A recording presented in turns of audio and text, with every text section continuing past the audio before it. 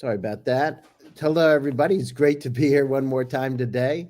My name is Gary Fowler, and I'm the CEO, president, and founder of GSD Get Shit Done Venture Studios, a premier AI and quantum venture studio located in the heart of Silicon Valley. I'm a 17-time serial entrepreneur with several unicorns under the belt. I was on the original management team at Click Software, which was sold to Salesforce for 1.35 billion, and also Eva.ai, an AI HR tech company that I co-founded with Dr. David Zhang. We believe that intellectual capacity is evenly spread around the world, and opportunities are not. And it's great today to have my incredible guest, Henry Zhang. So today we're going to talk about the future of cybersecurity, what's happening. We're going to talk about Senteon, and we're going to talk about what's going on in Jersey. So Henry, so how are you doing today? Not bad, man. Had to fight through Jersey traffic to be here, but I think that's sort of an everyday thing these days for us. So hanging in there. Yeah, it's good. So what's going on in Jersey these days? You said it's a little bit warmer than normal. Yeah, I think climate change hitting us hard over here. Had the Canadian forest fires recently. I'm sure you heard about those. Rolled down through New York. So been dealing with some yellow skies and things like that. But otherwise, trying to enjoy the warm weather while it's here. No, that's great. No, the Jersey coast. I remember as a kid growing up in Pennsylvania, our big thing was go to the Jersey coast, and we had our 2 weeks down in Jersey, and that we thought about it from the time we left Jersey till the time we went back down again. So pleasant dream and memories. So tell us a Glad to little hear bit it. about. So how did you get in cybersecurity? Yeah, actually, it was kind of an accident. So I did a major in college for cybersecurity. I ended up going to Purdue for their cybersecurity program. Originally was in computer science, was doing software engineering at a magnet high school in over here in Jersey. Decided I didn't really want to keep doing computer science. Didn't really enjoy coding all that much. But both of my parents are in IT, and they were like, "Why don't you give it a try, see if you feel like networking, things like that." And so I joined the program over at Purdue, and it just so happens they were starting up a cybersecurity program there when I was there for undergrads. So I registered for that, and haven't looked back since. So sort of a coincidence, but I guess tangentially related to what I was looking at in college. So your parents were both in IT. Yeah, for them it was a way to get the bills paid, right? Both immigrants from China. My mom originally, I think she went to school for accounting, but then when she was working at a company, they were like, "Yeah, we'll give you like a 30K raise if you move into IT right now." And she was like, "Done, sold." There you go. Yeah, so she's been doing that since. Same with my dad, actually. I think he has a master's in teaching, actually, but again, pays better to work in IT, especially when they were getting started. So. No, that's super. So you started down. How long has Sentient been in business? When did you start the company?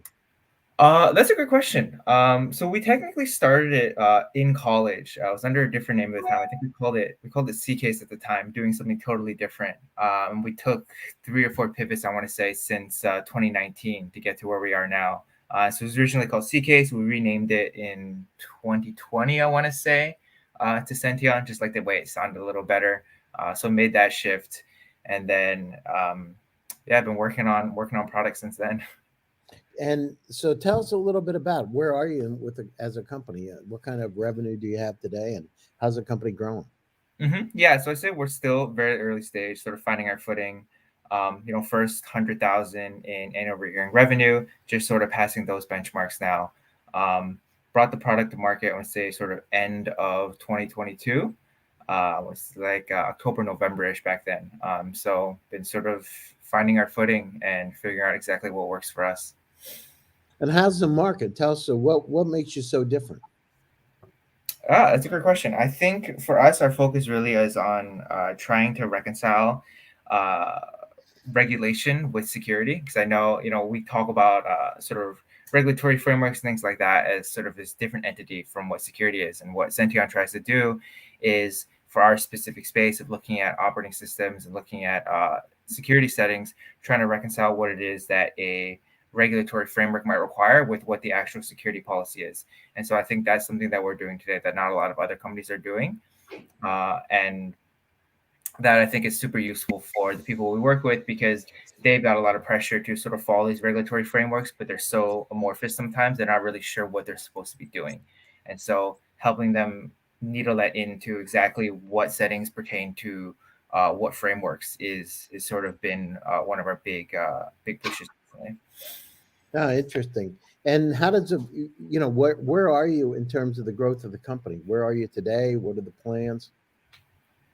Yeah. So right now we raised our pre-seed back in 2022. Hopefully, looking to turn that into a full seed round, maybe later this year into next year. I think we're looking to target that to hit some of the things that we haven't been able to cover yet, but really try to push some more growth into the company. No, that's great. And how many employees do you have today? So right now, the founding team is actually a founding team of four, which I think is larger than usual. But there was the four of us that came out of college, and then we have two employees on with us now. And so, how do you go down through? How do you find customers? What's the the secret sauce in finding customers, and what kind of customers are you looking for? Yeah, so we primarily target managed service providers, which if you're not familiar with that market, 'cause I know a lot of people sort of haven't heard too much about MSPs, but they're essentially like think of the guys that provide IT and security for your local dental offices, for law firms, sort of small businesses, and so they'll do IT for various different companies that don't need a full internal team. And the way we've really reached them was through LinkedIn. I think myself and our co-founder Zach really put a lot of effort in doing sort of cold outreach in the beginning, trying to build our LinkedIn networks and just sort of build the community that way. And since then, what we've done that I think has found us a lot of success is doing exactly what we're doing now, like running our own webinar, trying to put educational content out there and just get our name out that way, and then having people find us through that content and reach out that way. No, that's great. And what's the future look like? So, are you going global? Are you staying in the U.S.? I mean, That's what? a great question to ask me now. Actually, we were just talking to the client that's actually they're out in Belgium and they were interested in trying out the product. And so we are hopefully looking to go global soon, trying to figure out what the logistics look like with doing business in the EU and things like that.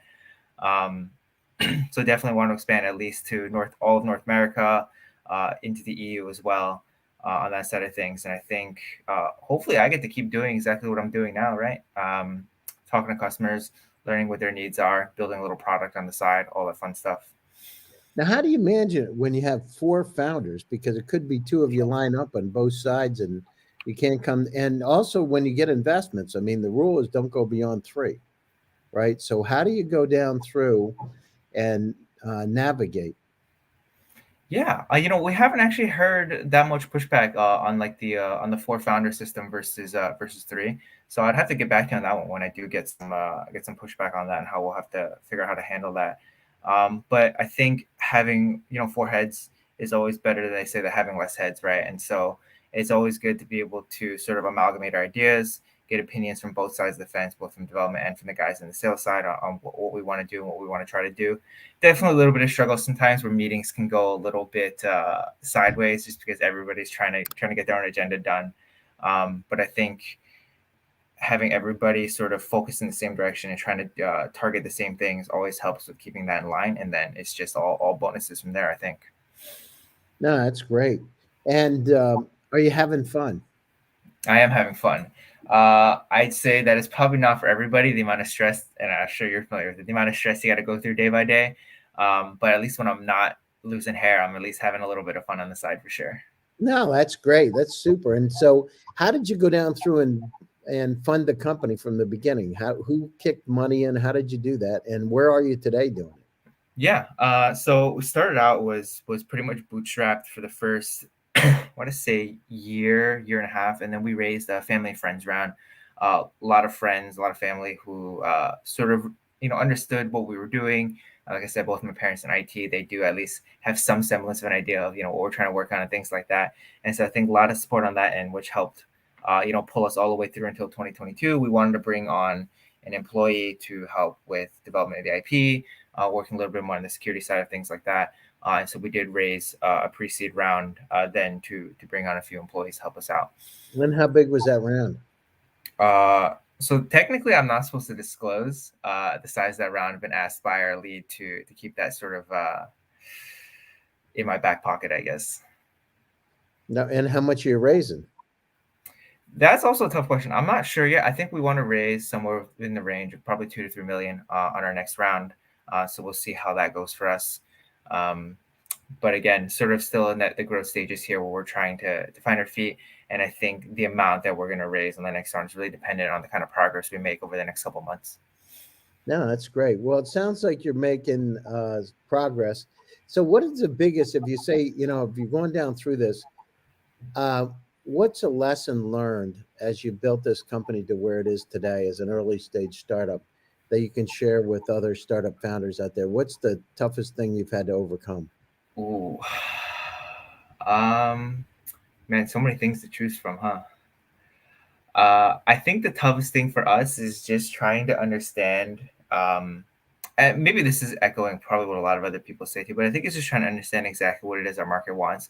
There's a lot of people you'll talk to who will love to tell you that you have a great idea or that they would love to look at what you're doing, right? But then when push comes to shove, it's oftentimes not what you expect. Where they're like, oh, maybe it's actually not what I wanted, or I don't actually want to move away from this, and it's trying to reconcile the idea of what people are telling us with what we believe is the right choice with what they actually want us to do, and spending as little time as possible on the ideas that are wrong, while at the same time not being scared to sort of make those mistakes, right? Because I think we wouldn't have arrived there where we are if we didn't mess up 3 4 5 times and talk to all these different people that wanted to tell us they like something and ended up not liking it. So I think it is sort of just trying to wade through all of the miscellaneous things you hear to actually get at what it is um, you should be targeting. And so, what are the kind of things? So, were people supportive when you first started the company or not? Yeah, so I think people are always supportive, but that's sort of the red flag in a lot of ways, right? So one of the things that we experienced very early on when we first started the company, we're actually working on a case management solution for law firms.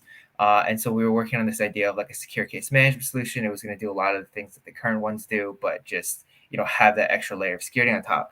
And I talked to a lot of legal teams back when I was in school who would tell us, yeah, this is great. Our current solution, it always freezes, it crashes, even something that, worked a little smoothly, we would be happy with, more than happy to try that out. We spent several months building out, a proof of concept for that. And, turn around, I had maybe 20, 30 people I talked to who are like, oh, we'd be interested in trying that. And not a single one came back and was like, what, we'll actually dedicate the time to test this out or to get feedback or show any interest in using it. And so I think that's always the one that comes to mind for me because since then it's been we've tried to be a lot more careful with the people that we're talking to and the opinions that we're getting. Um, but yeah, And so I mean, I think that was our first sort of failure.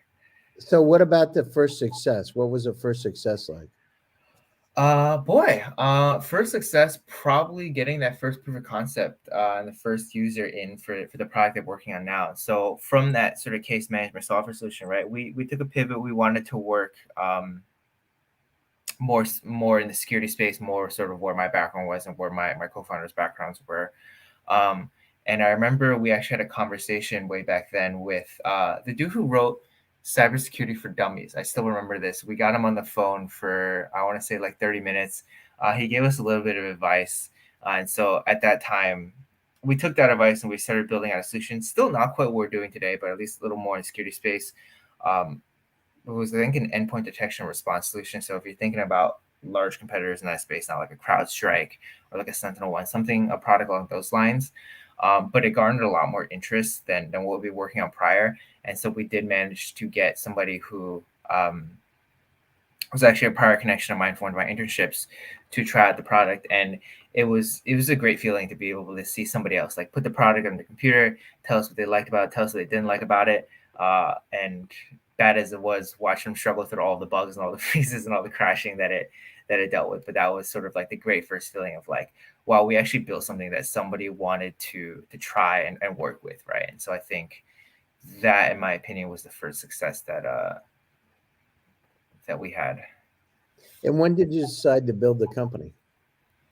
Um, that probably came into my head first back in 2016, 2017, I want to say. Not to sell myself out, I was a bit of a slacker in high school. Didn't really try all too hard.